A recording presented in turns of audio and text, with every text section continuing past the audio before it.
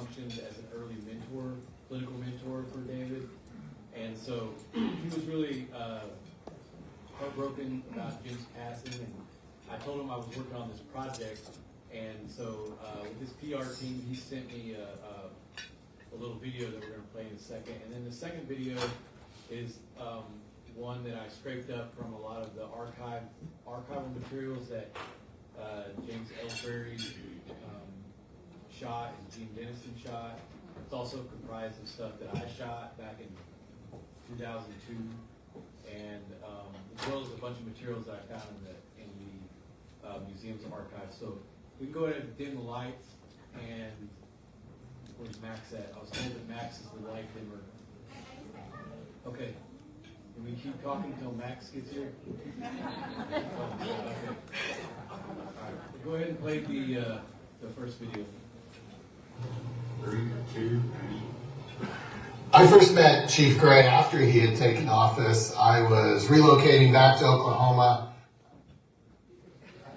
Washington. I actually was in the White House when the federal legislation to give the Osage sovereignty and the ability to remake the government was signed by President Bush. And so I actually brought copies of the bill, official ceremonial copies of the bill, back to the Osage Nation and delivered them to Chief Gray and his team.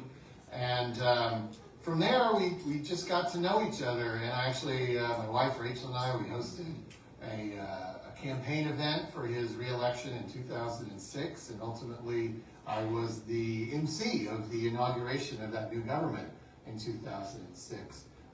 He was always a great friend, always very supportive. He was one of those people who obviously felt an obligation to encourage others to be in public service, whether inside a tribe or outside a tribe, and just always considered him a great friend. And he was just one of those people who was obviously always felt the obligation to leave the world better than he found it, and tried to find every which way he could to be a positive influence in the world. You know, the challenge that Chief Gray had, or at least gave himself upon taking office as chief, was to turn a ship that had been going in one direction for many, many decades. You know, people use the phrase, "it'll take an act of Congress," as a joke to imply something that would be very, very difficult. And in fact, Chief Gray took on that challenge to literally pursue an act of Congress to give the Osage Nation the true sovereignty that it had long desired. And of course, he was successful in that. But that was just step one. Actually, step two might have been even more difficult. I don't envy anyone who takes on the responsibility of trying to shepherd an entire nation and government into a new era and develop a new constitution and develop new processes. And his leadership was perfect for that moment. He was obviously a consensus builder, a unifier, somebody who could navigate difficult questions and help the nation, in this case, reach timely compromises. And so ultimately, he led the nation through that multi-step, multifaceted process successfully, and we are the beneficiaries of his work. So his legacy is secure in the Osage Nation, and I would argue for something that monumental, his legacy really is secure across the Native American story in our country. I think he's one of the great leaders that Native Americans have had, because what he did, what he led this nation to achieve in that era, really is remarkable and historic. Okay, I think that's it.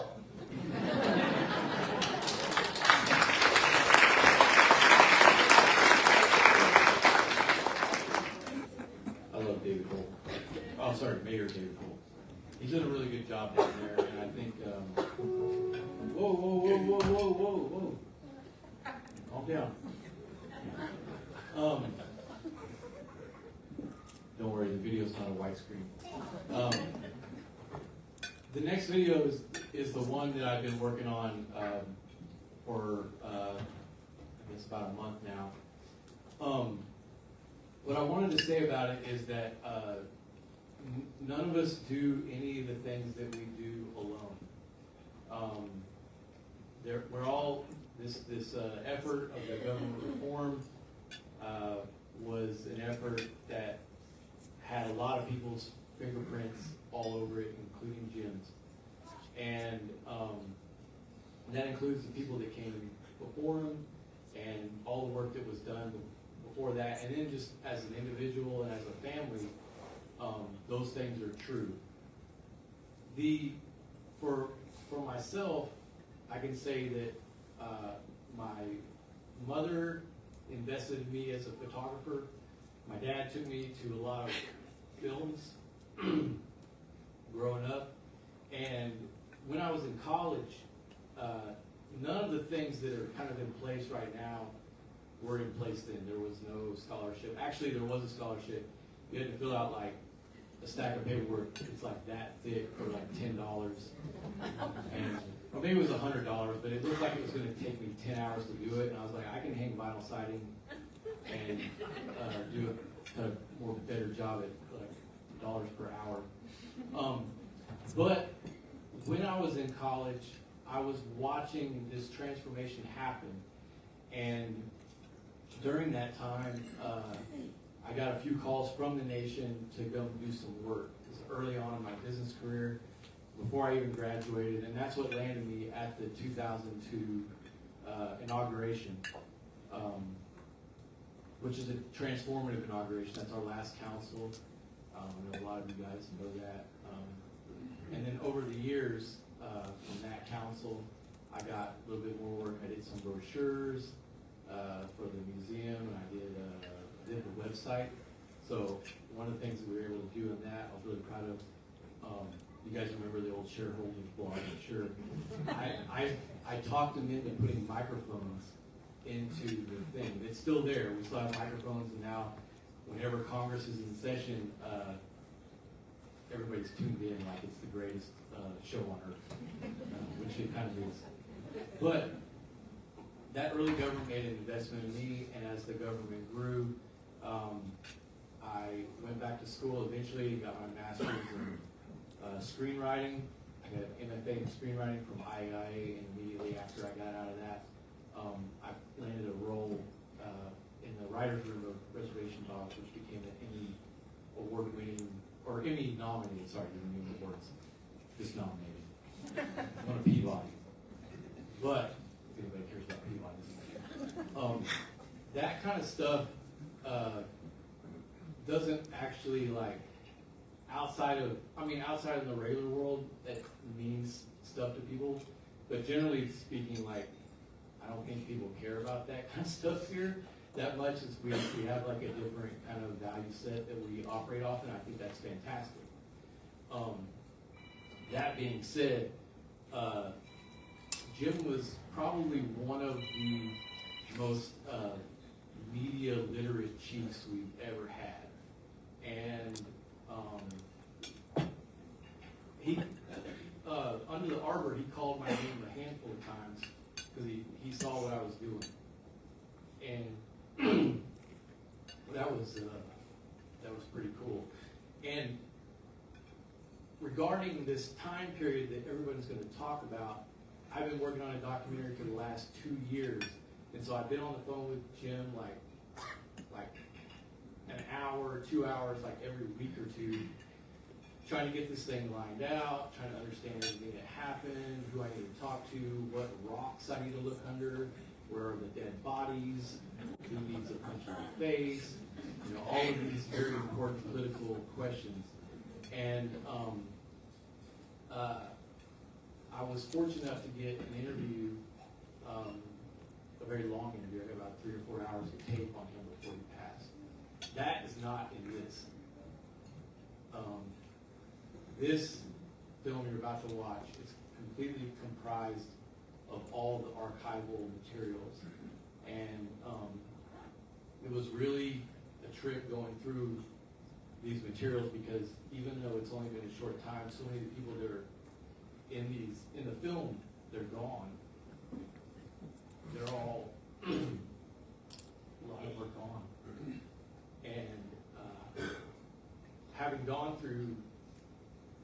This is such a wide breadth of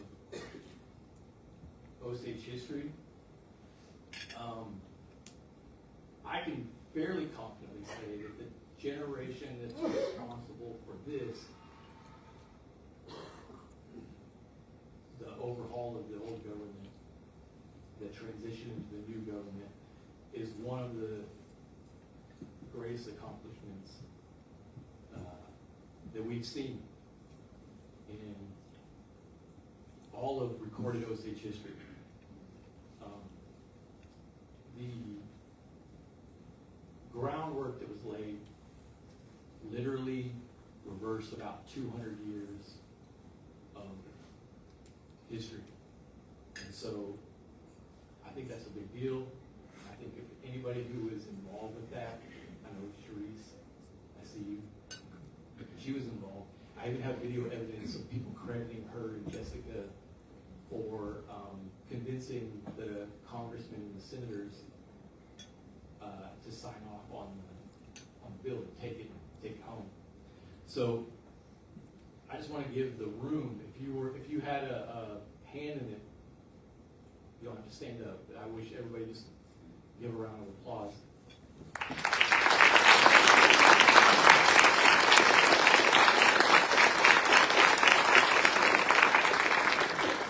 All right, I'm going to shut up now, and you can go ahead and turn on the lights or whatever you do and play the video.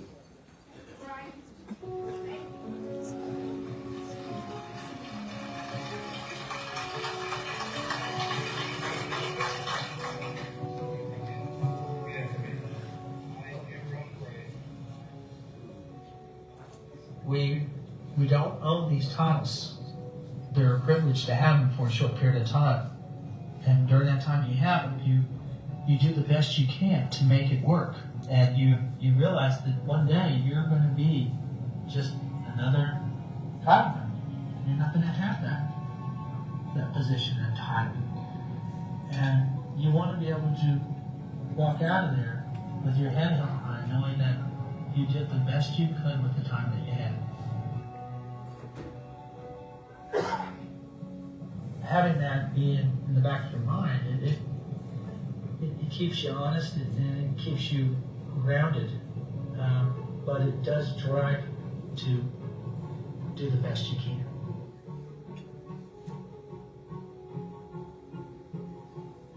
My name is James Brown Gray, and I'm 45, and my birthday is June 11th, 1961.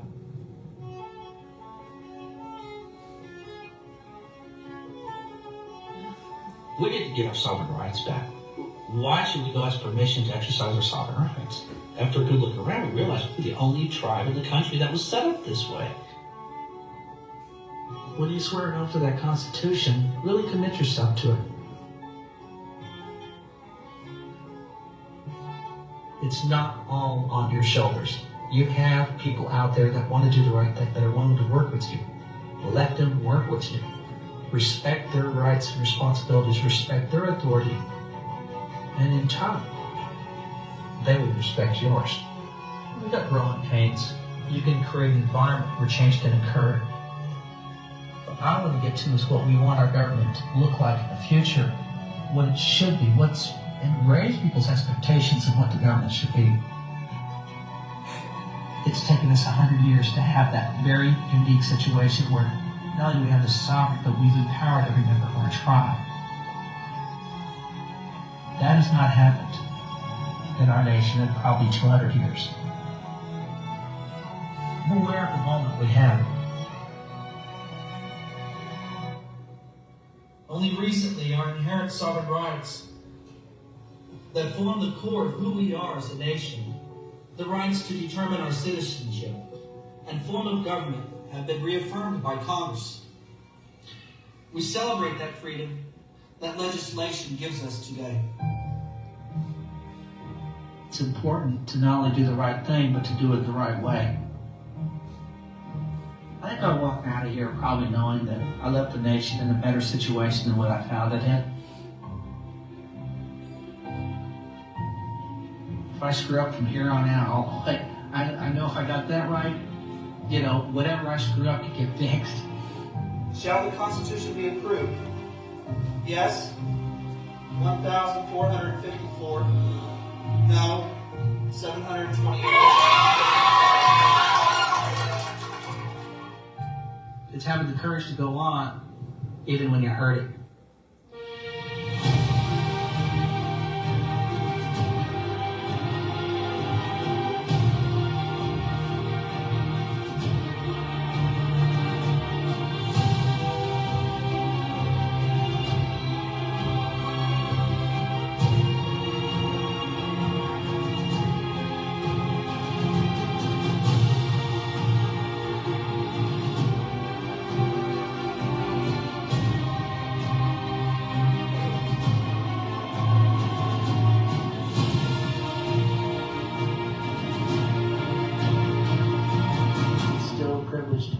Still a privilege to have this responsibility, even if it's for a short time.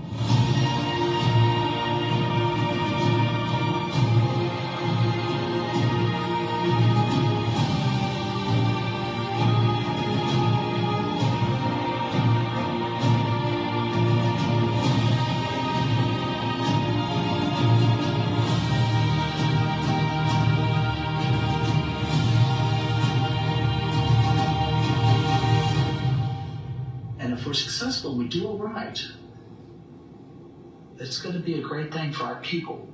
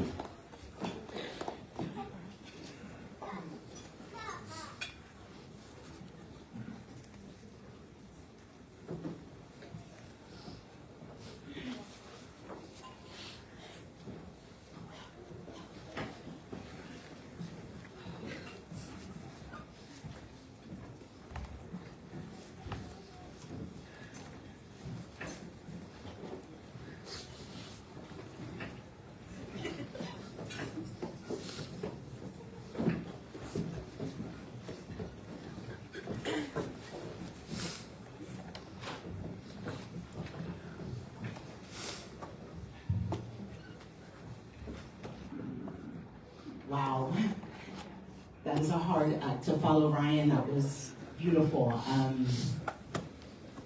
We're gonna try to close together. I love seeing us 20 years ago, and I love even further back of the archive.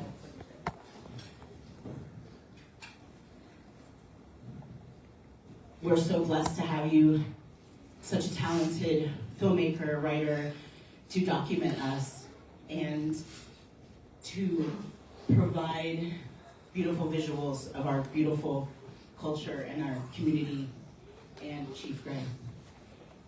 My name is Amy Farid. I was honored when the tribe asked me to host a 6-episode series about our tribal government. It was a fun way to educate about our tribal government, and I came back last month to record episodes with, these amazing catalysts of our sovereignty, and one of those was going to be Jim Gray, and we didn't get around to that, and you don't always get what you want, right? I learned that, and thankfully, because he was such a great man, there is so much footage of him that was captured, and that we will be able to have this episode on our sovereignty and our tribal government podcast that will be coming out. So there will be a Jim Gray episode. So look forward to that. That will be on the Osage Nation YouTube page and on the podcast, wherever you get your podcasts, on the DSPs. So thank you all for being here. And here we have some good friends and colleagues of Chief Jim Gray. To begin, if you could all share your role during the government reform period briefly and how you came to work alongside Chief Jim Gray. What was your role during that time? Okay, Wilson. Wow.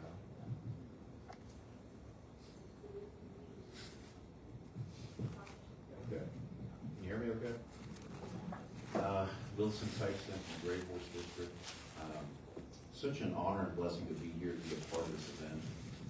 And so many memories of Jim Gray. I avoided watching that thing because I had not seen it. Somebody said, don't watch it because it's very emotional. So I looked that way and was reading Jim Gray's testimony before Congress. So my role, Jim Gray was elected principal chief of the Osage tribe, and I served as counsel and worked closely with him for the years that he served as principal chief, and have worked in some capacity in one way or another with the Osage Nation since then.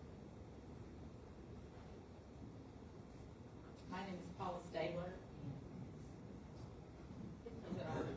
And I was the communications officer, started as deputy communications officer in the last year of the 31st Tribal Council years, and then stayed on as communications officer for the first year of the new government.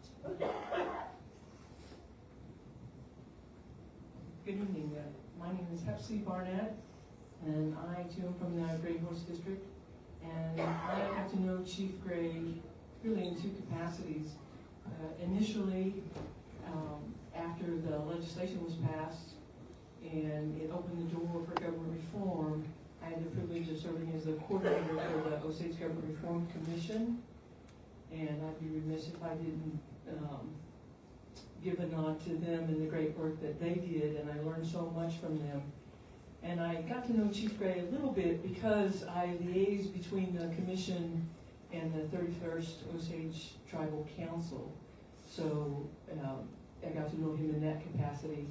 And then following the reform, Chief Gray asked me to, once he was elected as the first principal chief under the new government, asked me to stay on and become his chief of staff. So both of those, just were incredible opportunities.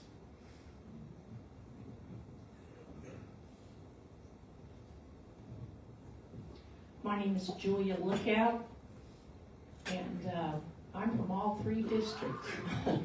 My grandmother was from Grey Horse, my granddad was from Pawhuska, and of course one of my dad's favorites was the Hominy District, and he was your head singer for many, many years.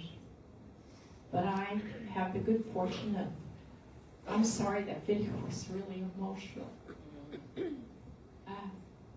Anyway, I'm Jim's first employee, and he and I helped him campaign. I grew up with his older siblings, Jackie, Lewis, Andrew, Mary Grace, and he was the baby. So I didn't know him that well, but I ran into him at a function. And of course, that was before he was chief, and he was there to talk about all of you voting and how important it is for us to vote. And he and I got to talking, and I told him about my background, where I came from. And he said, "You're going to be my first employee." And we were off to the races after that. You could have knocked me over with a feather when he won, because he was so young, so energetic. And I remember, because I'm one of these people that I have to drink the Kool-Aid before I can believe in someone and what their capabilities are. And I said to him, if you're not everything you said you are, I don't know if I can work for you. But I worked for him for 8 years, and he was everything that I thought he should be. And I had the good fortune of having a lot of talks with him about hiring the staff that you see up here. And we looked at their credentials over and over and over again, and this is what we ended up with. And I'm just proud of all of these people. And I'm just so glad that I got to go along for the ride. So I thank him with all my heart. Hello, my name is David Conrad, and I'm from the Pawhuska district. And I was working for the National Tribal Environmental Council, which was a spin-off of the Council of Energy Resource Tribes. And so I met Jim the first time out on the road. He was working with ITMA, Intertribal Trust Monitoring Association, doing trust reform, and through work with CERT. And so I met him when I was working outside government in the government reform. I was just a constituent, or soon to be constituent. I wasn't a shareholder at that point, and then when the new government came into being, he asked me to join the team to be the director of intergovernmental affairs. So I helped keep an eye on all the moving pieces at the local level, the state capital in Washington, D.C. Oversaw some contracts there for state and federal bodies. And yeah, it was the best job that I've ever had. It's not there. So we just watched this really powerful video that gave us a glimpse into a time of when our government reform was happening. And we've all been celebrating over the past month our sovereignty. What does seeing those photos of that time, how does that make you feel? Do you have any feelings specifically, like any emotions from that time?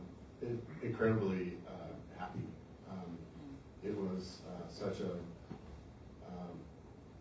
exciting time, filled with a lot of potential ups and downs. But what I think I remember most about the time there was Jim's ability to pull people together. So he had an incredible network nationwide, and the way he operated, and he brought that to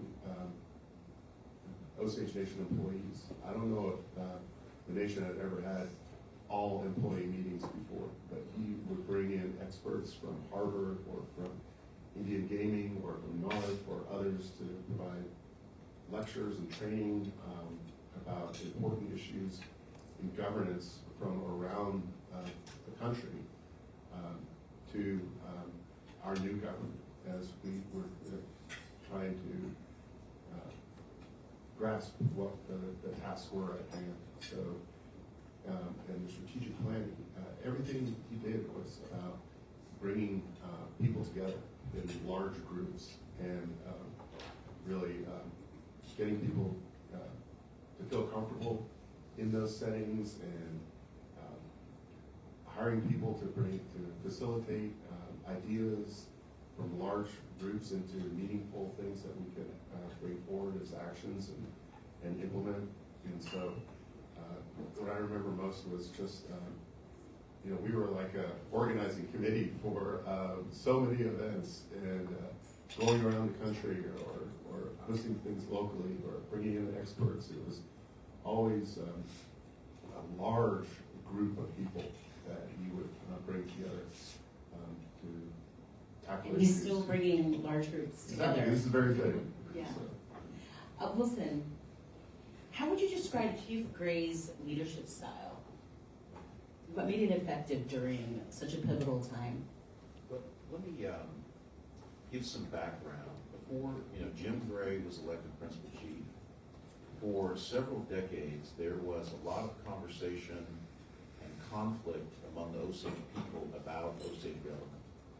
Because, the 1906 Osage Allotment Act provided that you had just a certain group of Osages, all those that were living at the time, were the members of the tribe, only them.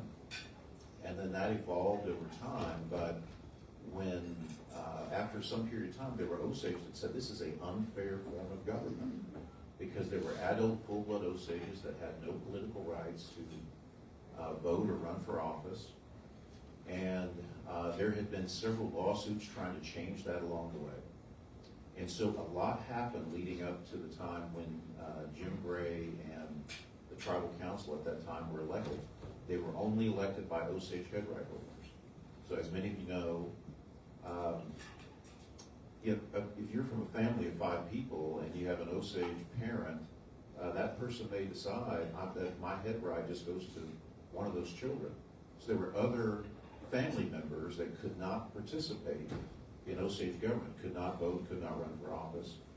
And so there was conflict among the Osages for those that wanted to change that.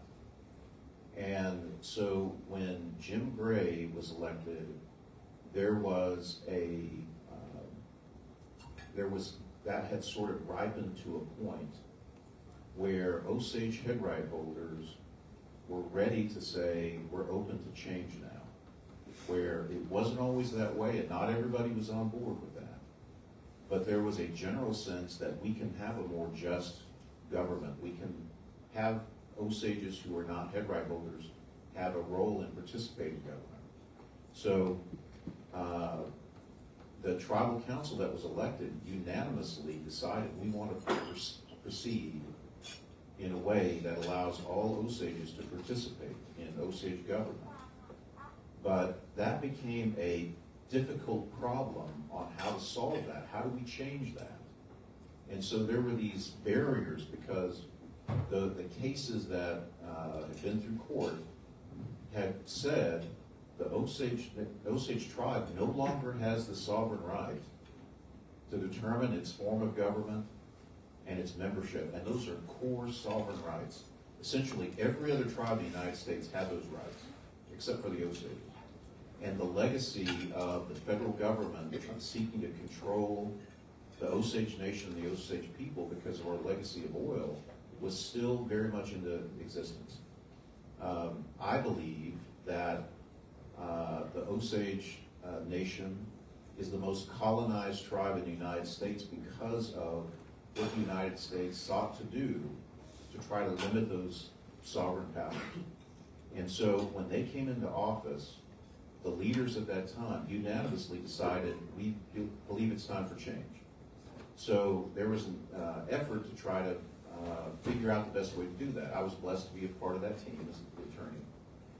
And I saw Jim Gray's leadership at that time. Now, Ryan RedCorn said before, none of this happens on your own. But I can tell you, Jim Gray was a unique leader because of his style. And that was not, he didn't go out and make fiery speeches and said, this is what we're going to do, and we're going to do it this way. Get behind me, and I'm going to lift you up and carry you to the finish line. That was not Jim Gray's style. He was kind and inclusive, and he felt like the best ideas should win out. So there were times, I can specifically remember, being somewhere and Jim said, you know what, I think maybe this is the way to go. And then somebody else said, you know, Chief, I think, what about this? And he would say, I think that's a better idea, let's do that. And that is a different kind of leader, is a person who seeks consensus and is open to listening. And so I think Jim Gray, his place in Osage history is important, and it's always going to be one that we should look to, because he came at a time where the Osages had been in conflict and were seeking some way to solve that conflict that had been in existence for over a century. And so we worked together, and he went, I remember, one of the early directives led by Chief Gray, the tribal council said, there were different ideas. We could try to amend the 1906 Act, and we could try to just allow, there was one idea to do it that way, but ultimately we decided, let's go to Congress to have reaffirm those rights. Now, that was somewhat of a radical idea. Because Congress had said, the courts had interpreted the 1906 Act to say, those rights have been extinguished. They don't exist anymore. They use the word extinguished. And so we decided to go to Congress, the body that had created this imposition on the Osages in our form of government and membership, and we asked them to reaffirm the inherent sovereign rights of the Osage tribe to determine our membership in form of government. Now that didn't happen just because of some good ideas of people sitting around the table. Because of Jim Gray's leadership, we drafted things, we talked about it. It was a product of a lot of research. But then we said, let's go to the Redskin Gray Horse, Hominy, and Pawhuska and talk to people. So I can remember the first time sitting in front of people like this, having Osages look at you mad, or like, what are you up to, right? There was some distrust. What does this mean? I'm a head right holder, and this could change the way I'm able to get by on a day-to-day basis. And there was a lot of discussion about that. But we went, and then we, based on those conversations, we drafted what we thought would be the right law. And because of Jim Gray, we went back again to Gray Horse and Hominy and Pawhuska and said, let's look at this. This is what we're doing. And I can remember, instead of those looks coming up at the people sitting up there, they were looking up here at the language, and you could see people thinking about it. And then we went, listened to them, because Jim Gray led that way. We need to listen to our people. There was comments, particularly I'm concerned about losing my head right? What does that mean for them? So we added language to it because they listened to the people. Then we went around again, and I can remember there were different ones that said, okay, I'm okay with this now. Ones that were very skeptical at the beginning. But I thought that was the leaders at the time, led by Jim Gray, saying we have to listen to people, have to listen to Osages. And in doing so, we changed what was in the bill. Then you had this effort to try to get input from Osages, and then go to the United States Congress in a very uncertain time. I'll never forget being in a meeting with Congressman Tom Cole, and he said, wait a second, I'm trying to understand this. Are you saying you are elected by a constituency of Osages that own head rights, and you want legislation to change who the constituency that elects you? He said, we don't do that. That's taking power away from you to give it to a broader group of people. Is that what you're suggesting here? And everybody says, exactly what we're suggesting. That's what we want to do. And there were other members of Congress that thought, that's not how we think about things. Once we have power, we try to hang on to it. And so we went to Congress, and there was even some discussion about, but we tried to avoid this question. Does Congress even have the power to reaffirm tribal rights when the courts have said they're extinguished? And we got by that. And it was the second time in U.S. history that Congress said, we're going to reaffirm those rights. Now, we went into that with all sorts of uncertainty. And again, led by Jim Gray, we ended up passing so easily. Some of you may have been there. I'll never forget the testimony given by Jessica Moore Harjo and Sharice Lookout. Remember Sharice, she was saying, I'm a student at OU, but I'm not a Native American because I'm not a tribal citizen, right? And Jessica said, I'm a member of the Native American Church, but it's in question whether or not I can use medicine because I'm not a tribal citizen. And these were, I thought, persuasive. It was not about power, it was about rights outside of being an Osage. And so, but I looked at Jim Gray's testimony again before the Congress, and he was so direct. He said the imposition of government on us is wrong. And let me tell you, there were Osages that struggled with that idea because we had this head right holder only control government, and it was a radical notion on changing that. But Principal Chief Jim Gray came along at a time in history where we needed a leader like him. Not to say, Osages don't react so well to just saying, here's how we're going to do it. Maybe that's a good way to get things done sometimes. But it was a time where we needed to try to build consensus when there were a lot of skeptical Osages. And in that respect, Jim was the kind-worded leader, the consensus builder, the low-ego leader that said, your idea is better than mine, so let's go with that. Who's got another idea? And he brought people together.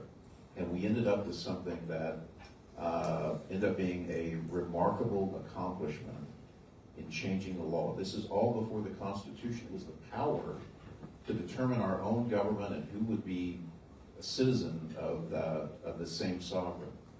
So seeing Jim Gray's way of working, there were times I could tell you, I would say, get frustrated. I said, Chief, maybe we should, kind of drive harder. He'd want to win everybody over. These are all our own folks here. That was a very uncommon way to lead. But he was the right leader at the right time in Osage history to take this thing up and lead in a way where we went from this federal government imposed way of doing things to a sovereign-based government where we can now, even 20 years later, still trying to claw our way out of some of the bad history that we've been through and find a way forward. But having the ability for young people to say, you know what, oil is important, but so is clean water. I mean, some of these ideas are radical compared to when we started. And so now we have a government that is it's sort of a reflection of Osage people. Not perfect, always things going on, but it was, at the time, it was trying to govern in a world of federal domination of the Osages. And we went from that to a sovereign-based government that we have today.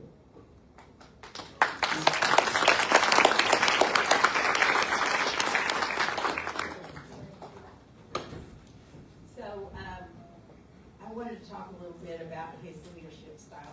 That spurred something. You were asking about videos. My mind is flooded with videos and stories this week because we've been visiting about all the things that happened.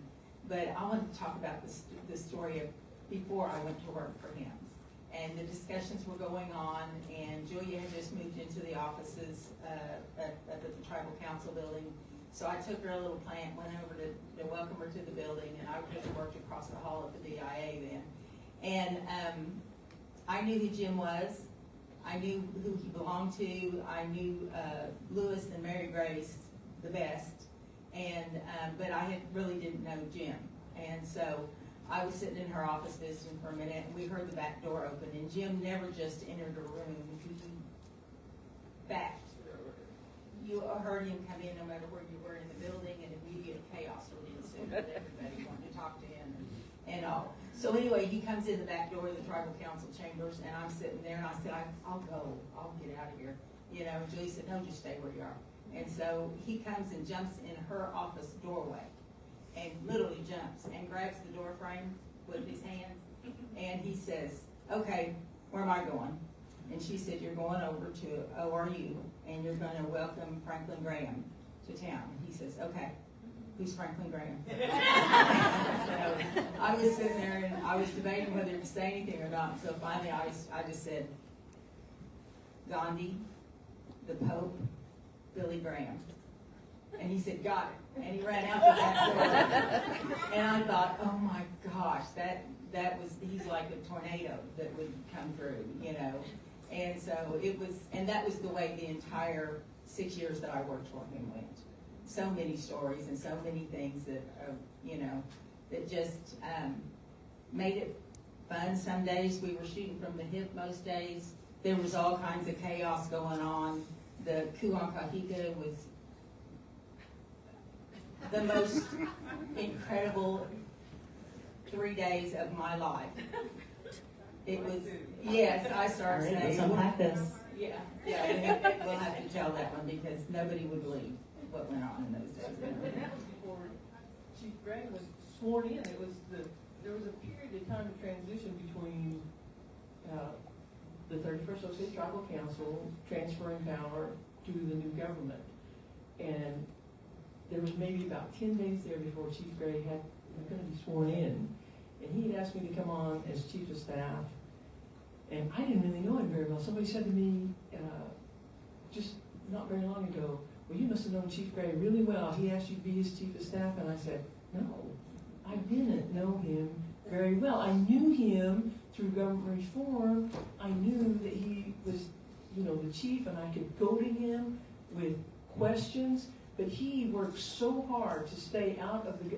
Once the 31st Tribal Council turned things over to the Government Reform Commission, even though it was so hard for them to stay out of the process, this was an independent commission that they appointed and turned all of the power over to them to reform the government and step back. And I can't even imagine how hard that is. When I'm sort of all over the place here. I won't go into Kulan-Kahiko. But Wilson was saying, we were the only tribe left in the United States who didn't have the authority to determine our own membership and our own form of government. Every other tribe had that authority. But you know what? I worked at the Harvard Project as a research associate for a couple of years, and we went around and we looked at all the tribes in the United States. And everybody talks about government reform, but you know how many tribes are actually able to do it? A handful at most. And I would venture to say nobody has done what we've done here at Osage. And you talk about Chief Gray's leadership, I feel like the thing that I learned from him was to believe in ourselves as Osage people. Because when we started the government reform process, I can't even tell you how many people came to me, all Osages, and said, you can't do this. This will never happen. You're being set up to fail. It can't be done in less than a year. You cannot possibly go out and get all the information from Osage people. We have 40 public meetings. Get all that information and then transfer it into a draft of the Constitution and then hold a referendum in less than a year. Because, as Wilson was saying, Chief Gray ran on reform. Now, you know what happens in politics. If someone runs on reform, the next cycle, the next 4-year cycle, somebody's going to run on no reform. And that was the threat. And so when I came on board with government reform, they said, you've got less than a year to make this happen. Work with the Government Reform Commission, draft the Constitution, and hold a referendum. And I just thought, this is impossible. And Wilson was talking today, and he said, I feel like what happened was so spiritual. Because when I look back on it, I feel like that is impossible. How could we possibly get that done? But we did. And it was because of the Osage people and people becoming engaged. And it was because of the shareholders out there who wanted to see the change. Don't get me wrong, there was a group that did not want to see the change. And they showed up at a lot of meetings. And they screamed and yelled, and I mean, pounded on tables, and said, you are not taking my head right. You will not take my head right. And we would reassure them that there was language in the new legislation that ensured that their head right was not going to be taken. But there were enough other Osages that became involved that wanted to see that change. And young people came on board. One of the boldest moves that I think that the 31st Osage Tribal Council made was once that legislation passed, even though they were still the body elected by the shareholders, what did they do? They opened up membership. Before government reform, before a new constitution was put in place, they opened up membership to all Osages who had a CDIB card could now apply for membership. That was bold leadership. I talked to people about that, and they're like, well, how could they do that? Because their sovereignty had been reaffirmed. And it was just bold moves like that, led by Chief Gray and that group on the 31st Osage Tribal Council and the Government Reform Commission. It was an amazing whirlwind of change that was happening. And, change is hard for some people. But there were enough other people that, like Sharice and like Jessica, young people that were coming in that, wanted to be part of the tribe. Kind of wandered all over the place. I worked for a leadership organization before I came back home, and mainly based out of Minneapolis. And the founder of that organization, his name was Larry Wilson, and he's quite the marketer and salesperson, and he has written many books on leadership. That was one of the things that Chief Gray and I had in common, because I worked directly for Larry Wilson for 11 years out of Minneapolis, Dallas, and Santa Fe. So Jim had read a lot of these books about leadership. And there's a saying, I have to do it myself, but I can't do it alone. That was Chief Gray. He had to do it himself, but he sat there and went, I can't, he had to enroll the people to support him. And he was that kind and considerate that he had the patience and the time to do that. In fact, his saying, it's on some of our drinking bottles about playing to win. He had that saying, and that was part of also Larry Wilson's background. But he knew it, and he knew what it took. That's why I believed in him from the very beginning. We talked about the shareholders. Were there other challenges that you faced at this time during this period of reform? Or was it just shareholders, which is a big challenge? I think we were in somewhat uncharted ground, right? And when you say shareholders, Osage head right holders, boy, I'm telling you, they can be cantankerous. I'm one of them, so I'm going to say it now. But I mean, we had led up to that time where, again, there was conflict, but once you just get the Osages unified, trying to go to the United States Congress, that was remarkable. There was going to be, we fully expected opposition and people who were hard-headed about sovereignty, period, or tribal government, period, that just would not want to do it. And so a lot of those things just kind of, that's the spiritual nature that's just kind of swept out of the way. A lot of that opposition to a historical piece of legislation. There was one other situation where the tribes had said, no, the courts are wrong, we're reaffirming inherent sovereign rights. In the case, it was called the Duro Fix Bill, that said, okay, if you're an Indian, the Supreme Court had said, no, if you're from one tribe, they can't exercise criminal jurisdiction over an Indian from another tribe. Congress fixed that. Our legislation was based on the Duro Fix Bill and that concept, but there were people who didn't like that. But once we got into it, things kind of, it was remarkable. I think we had some key people who were inspired at the hearing or learned about this situation. And I think the Osage Nation and Osage people are admired people by some folks in the Congress. And, but these challenges that we had that were going to be, I think as Mayor Holt said, George W. Bush signed the legislation, and, a day after it passed the Congress, there was all kind of worry about what could happen there. But it just sort of sailed through after we got ourselves together. The Osages were unified.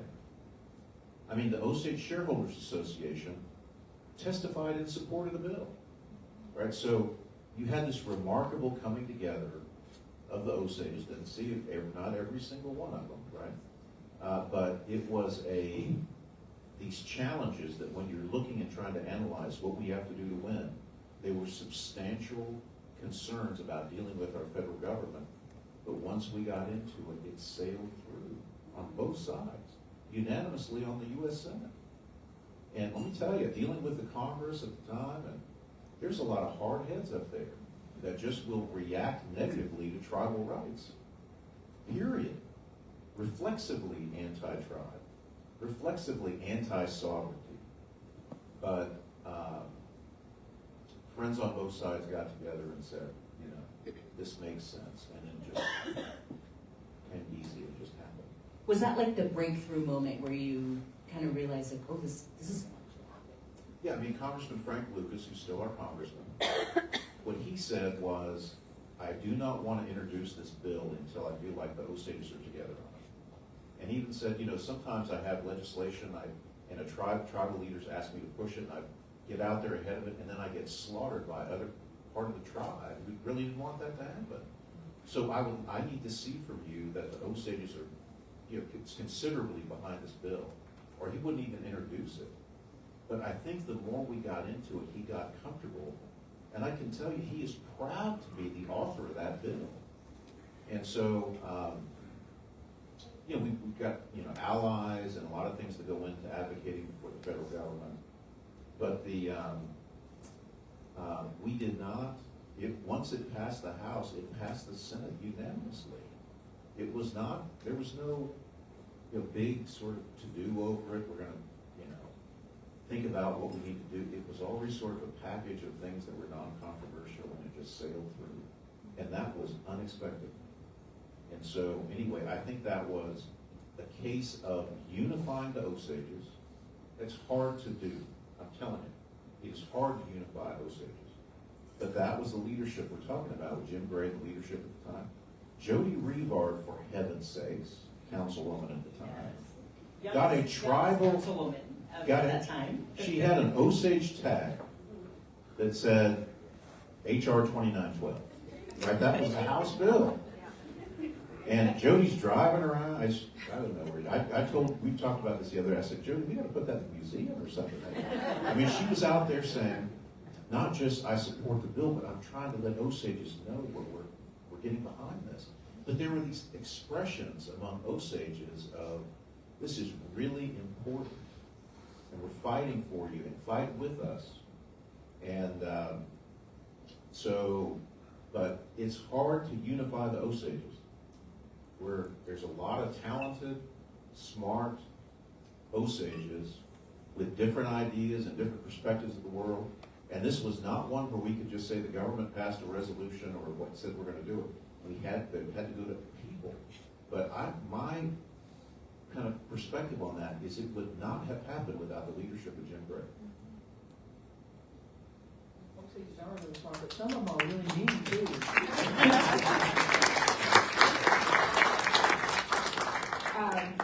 One of the things I really believed in Chief Gray about is that if you were to take a corporate organization outside the tribes, one of the key things in helping an organization perform is driving fear out of the organization.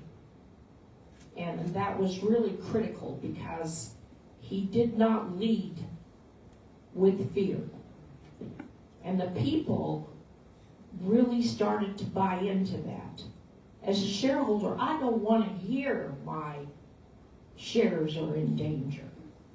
But working where I have been, don't worry, and take an act of Congress to get that done. And I don't think Osages are going to allow that to happen. And I knew Jim Gray wasn't going to allow it to happen. So I never was fearful. So just remember, we deserve not to live in fear anymore. David, looking back now, what are you most proud of from that time?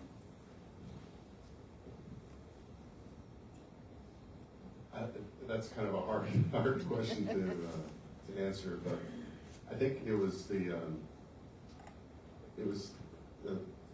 coming together and learning how to operate as a new form of government and involving everybody in that, doing the strategic planning process after government was formed, welcoming people to participate, share their ideas, going around the country, soliciting that input.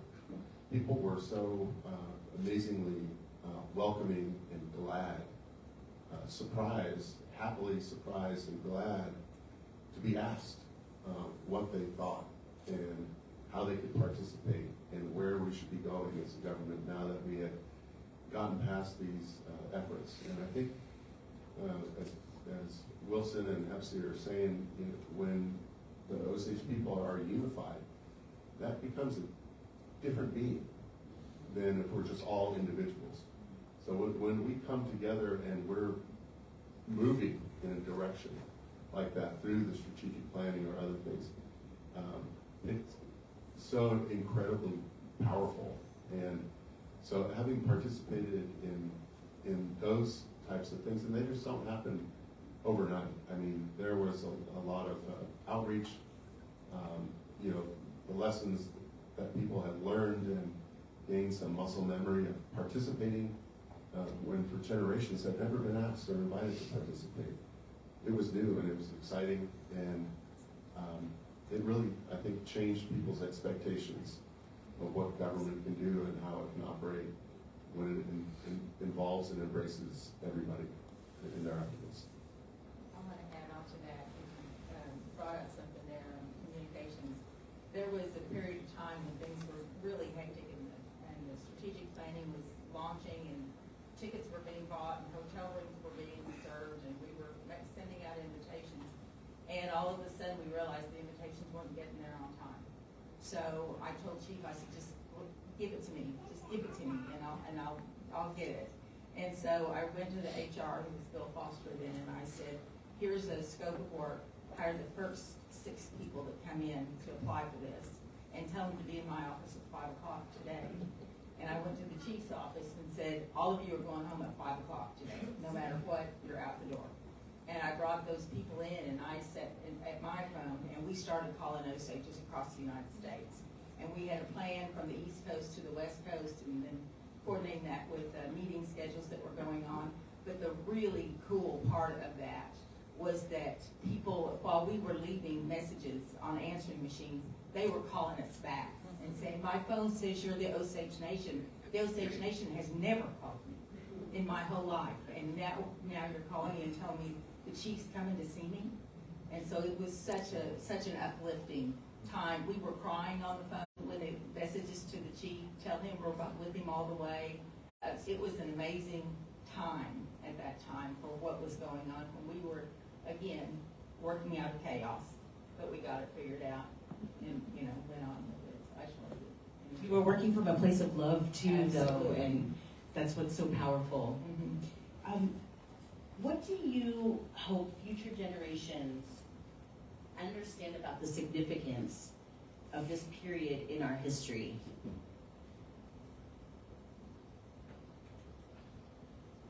Well, I think there's, you know, when you see this video and who was in it, a lot of folks, as Ryan said, have passed on. It's something now that my kids don't even realize there was a time when only head right holders could vote.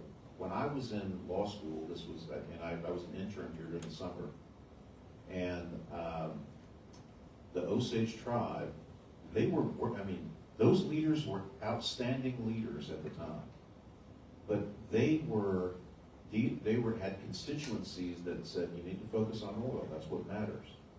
And at the time, the Osages were, this idea of sovereignty was a radical idea. And so we lived by BIA regulation and 1906 Act. And also federal programs that some call welfare programs. And that was what Osage government did. Now you've got, how many employees do the Osage Nation have now? Anybody? Yeah, over 2,000. There was not many at the time, right? And so it's just, I hope our younger people have ways to learn about how radical of a change occurred, where now you can say and advocate for things that matter, because these young people are coming on like crazy. These people, they're coming on like crazy, right? Once they engage, it's going to change things even more. But these things that I know, I find myself talking to my own children, and thinking, boy, I'm kind of glad I've been able to have, through education and my own teaching from my family, but I find myself with blinders because we have limitations on us. They don't have limitations. They see the world as a place to, without things in front of them that can limit what they do. I'm telling you, for some of us, and I'm not that old, for God's sakes, I was able to go get food early today. You grow up with limitations on what you think you can do because you were raised with these other institutions and people saying that's where you belong. And so young people, they're ready to just break out of all that. And they have a tool of government now where those things can now happen. I mean, you see these things that come along, whether data centers or unclean water or something now. The young people, I'm telling you, people are going to have to watch out. Where before we had a very narrow set of things where you could think about influencing. And now you decide, through our leaders now, it's now international.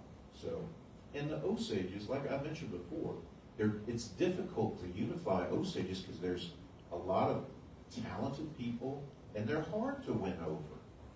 And so once that happens, though, as David said, others have said, I mean, it's an amazing thing to see the Osages unified. We are a powerful people and a powerful nation, but it's hard to get to that point sometimes. But I just think now that we've seen what that looks like. Our young people through forums like these or other things that can be done need to understand where we were and where we are now in not that long of a time. 20 years is not long in the life of a nation, but there has been dramatic change.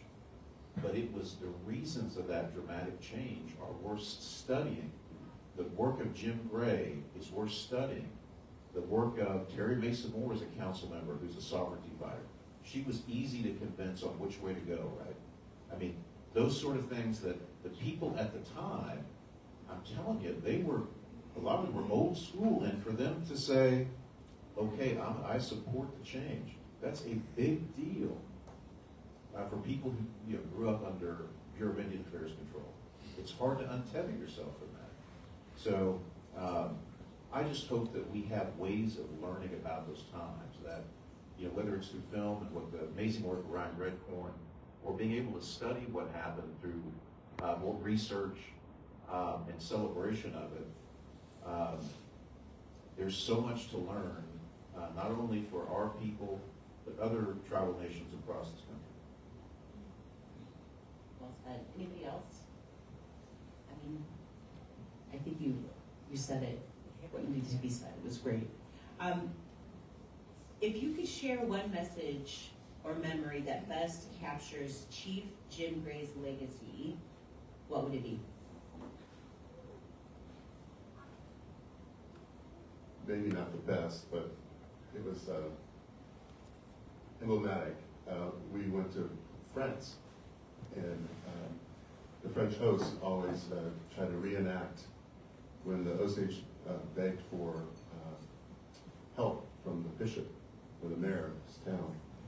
And the French host said, now's the time in our tradition that the Osage leadership goes and grabs hold of these iron gates and rattles them and calls for help of the French leadership. And Jim was like, I'm not going to do that.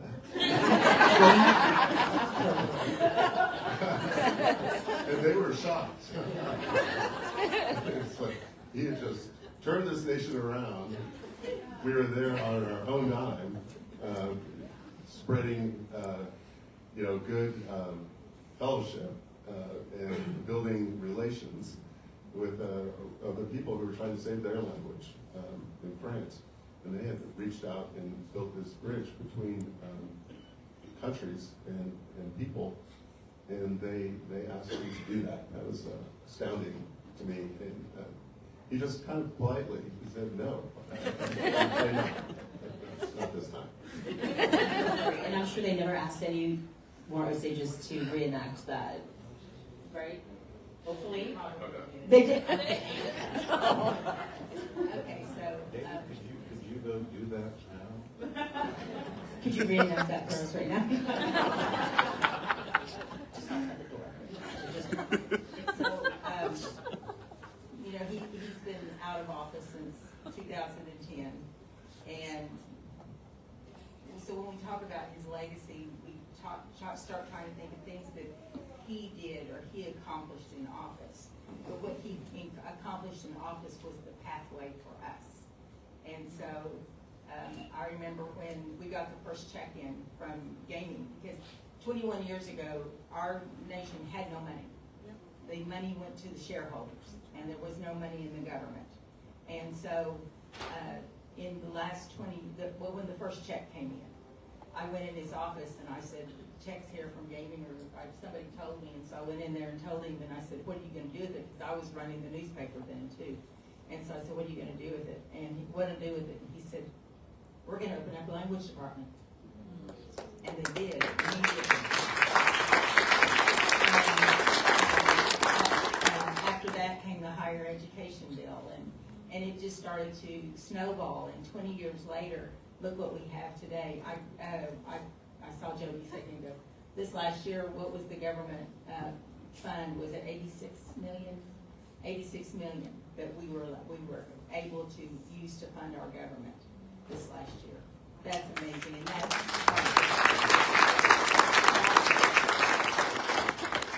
I want to tell you, talking about no money, when Jim and Chief Gray, sometimes we should all respect our chief by calling them chief.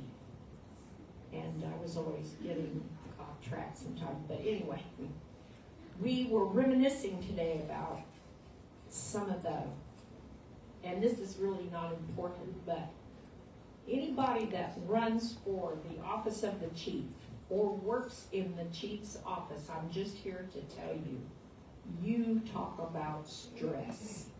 It's unbelievable. But this morning, we were talking about when we get all stressed out, and I could hear a voice come out of nowhere, Joya, where are the donuts? We always had to have donuts on hand when everybody got really stressed out. But there were some lighthearted times, but we also met some pretty big challenges. And I just wanted to say, David talked about this, but when Chief Gray first came into office, after the coup on Pawhuska, I'm not going to forget about that. I need to talk about it. He basically said, my first priority, before we set any policy, before we pass any laws, before we start to function as a new government, is I want to go back to the Osage people and I want to create a strategic plan so that we know what they want and what we're building towards. Because this is all new. We've had our sovereignty reaffirmed. I want Hepsi. Where's Hepsi? Hepsi, I want you to go over to the new Congress, and I want you to get me $1 million, and I want you to create a citizen-led strategic planning process, and that's my first priority. And I said to him, okay, how much time do I have? He said, you have 2 days. But that's how he was. I mean, he was so visionary about where we were going and what we needed to do to get there. And his expectations of all of us were paled in comparison to what he expected of himself as a leader.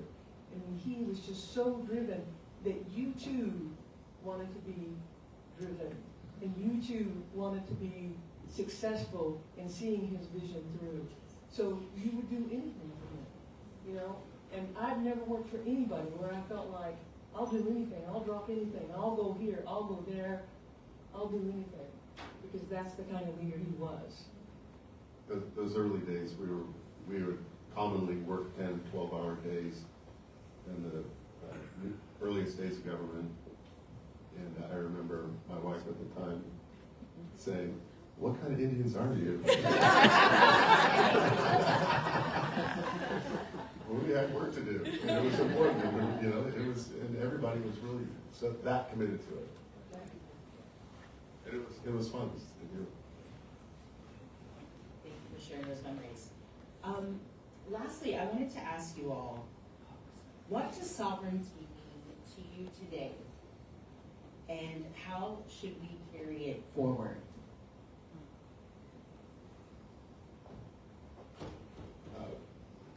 In the briefest terms, I think it's about choice, the ability and the power to make choices that best serve your people, and having the means to carry them out. So having realized your power and what's best for your people, and being able to pursue it. And if you don't have the means to do it now, you can acquire those means through partnership, through direct action, or the knowledge of what you need to do, and the power, the conviction to pursue it and get it done. Going as far as you can with all that you've got. That seems kind of trivial, but that's what it takes. Like David said, we worked 15-hour days. I was there a lot of times, and I'm not saying this to pat myself on the back, it's just what I believed we had to get done because Jim was leading us there, and we wanted to do it. And I think that's very clear as far as leadership. When you have a leader and you want to do something for them, boy, that doesn't really make it work anymore. It's enjoying what you're doing. And I see so many faces out here that I've known over the years. I never dreamed in a million years that I would work for the Osage Nation. But here I am going on 20 years. And I want to thank everybody that was there during that time and how supportive all of you were. Thank you. You know, I think for me, and again, I felt like, you know, I learned this through a lot of the Government Reform Commissioners. I mean, there were just amazing people.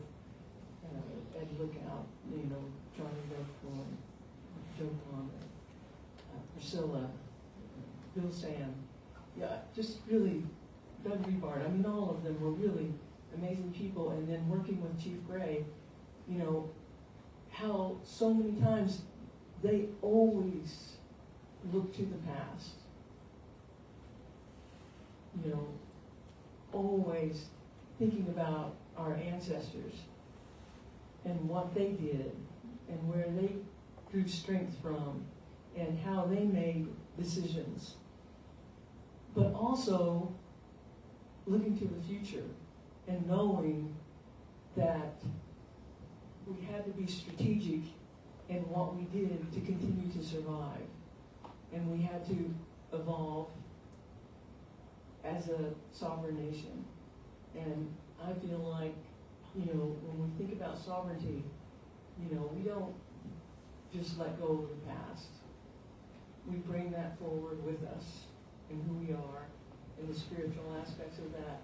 And then, as Wilson was saying, you know, then we look to who our children are and how we want things to be. And what do we need to do now? What are the hard decisions that we need to make now to make that possible?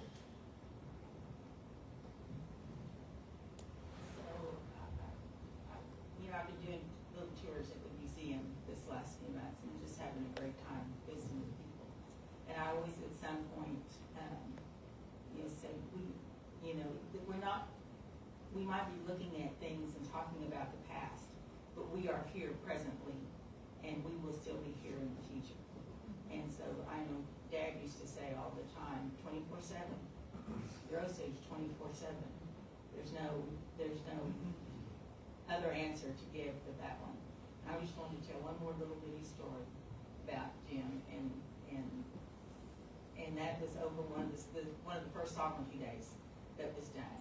And he called me in his office and he said, like he said to these others, he said, I want you to go and plan a sovereignty day celebration. And I said, Okay.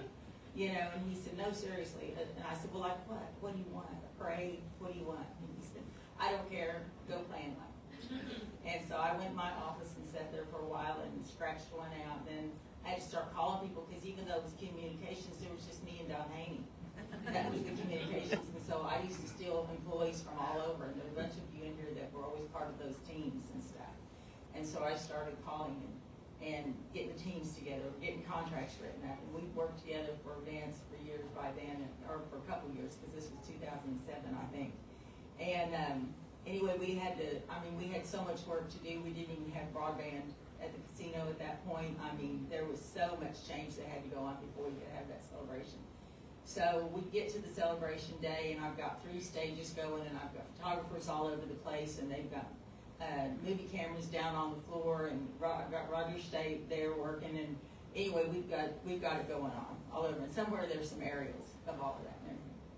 And I looked across the casino floor. I was interviewing people in this little sub-stage on the side and stuff, in between segments. And I looked across the room, and all of a sudden I caught Jim. He was sitting with a group of people clear across the hall from me, and there was probably 2,500 people in there. And anyway, he saw that I looked at him, and he looked at me, and he just went. And that was his leadership to me too. You wanted to please him because he had such great goals for us to achieve. And so I was always looking for that little thumbs up whenever we did an event. Well, I remember one time Chief Gray and I were talking, and we were talking about sovereignty. And what does that mean? And he said, did your dad ever say anything to you about that?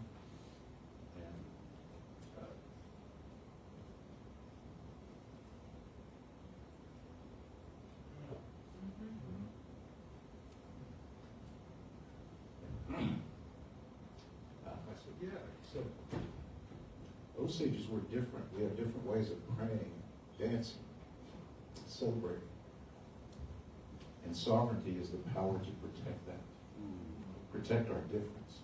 Casinos and all these other things, we've got a nice place to gather here tonight. But my dad used to say, it's a way to protect our difference. Our tribe can then protect the ways that other people may think are funny or no good, that we think are good. And so he said, okay, I want to be able to say that myself. But I always appreciated that my dad had passed on right before. And our dad, my brother Ross here, my sister Veronica's not here, but he would say, what did your dad say about that? And that's kind of the relationship that we have with the Gray family.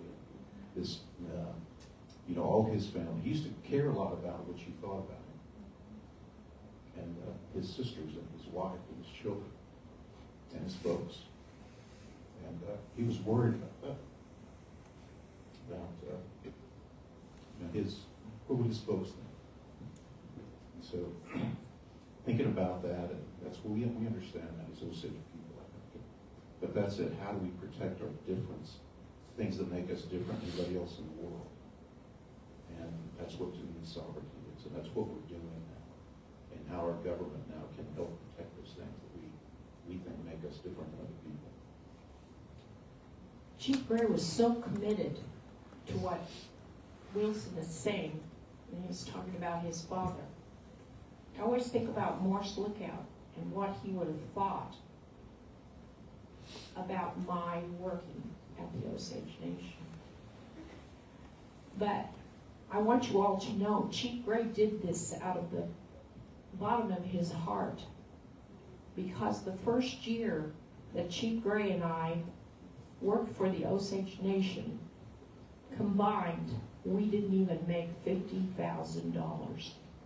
That's all he made. And he was doing it out of love for his people. And I think it takes a pretty wonderful leader to be able to take that on and care for their family and do all of that.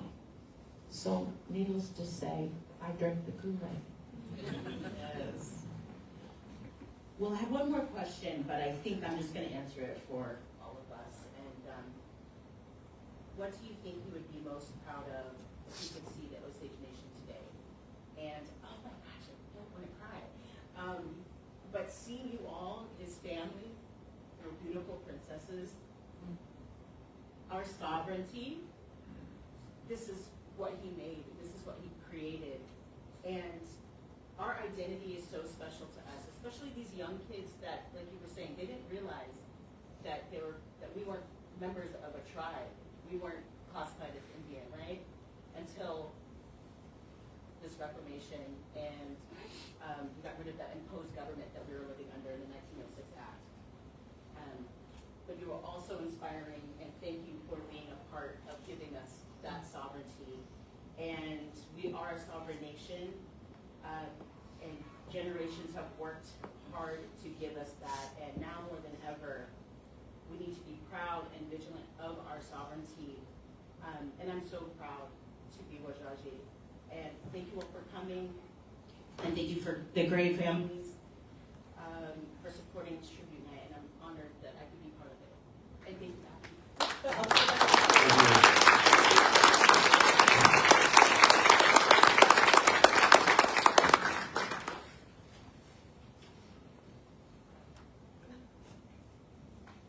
Okay, thank you. Congresswoman Regard and Terry Mason Moore are going to cut our cake, and then our princesses are going to bring pieces to all of you. And once everybody gets their cake, then Brock Pipestem is going to sing a song that he composed at the request of Chief Gray. Was that 2007, 2008? We'll get into that, but we'll just take a moment to gather ourselves, and then we'll have some cake for everyone. Oh, I want to say one more thing. That strategic plan is still being carried on today, and I want to commend Chief Standing Bearer for carrying that strategic plan forward, because that isn't always what some of our leaders do. They want to throw everything, the baby out with the bathwater. And I want to commend Chief Standing Bearer for doing that. And please tell Jeff I said that, because he's my brother. Okay?